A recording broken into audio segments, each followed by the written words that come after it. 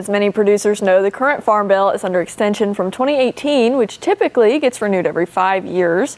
Agriculture provisions were included in the One Big Beautiful Bill, but due to the uncertainty around farm policy, Iowa is trying to do something a little different, moving forward without federal policy. One area at the state capitol that we're paying attention to is the Iowa Farm Act. And so Secretary Nag is really driving that effort, but it has different provisions that all aspects of Iowa agriculture find beneficial. So all about how do we create vibrant rural communities, how do we support farmers, and how do we support the businesses that work with farmers.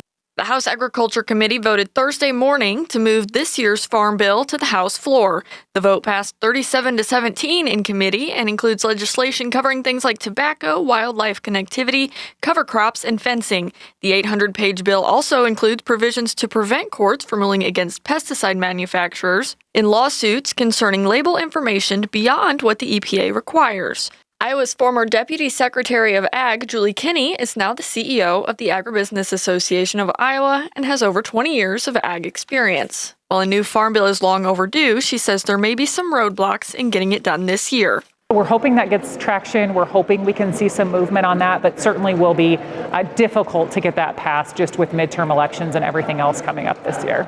I asked Kenny what farmers need to be aware of in the coming months. She tells me the ag community needs to take an active role when it comes to these policy conversations. The important thing for farmers is to connect with their local legislators, make sure that they have a connection to a local farmer so that when there are bills introduced, they have a resource to bounce that off of and see what the impact is on local farmers and their constituents, and be active in the process. So, there's lots of farmer groups, Farm Bureau, corn, soybean, all the livestock groups, and they're looking for people's input on what are the policy implications on the farm. And so lots of opportunities to get engaged at the local, the state, the federal level. The 2026 Farm Bill heads to the House floor next, and if it makes it through, will go up for discussion in the Senate.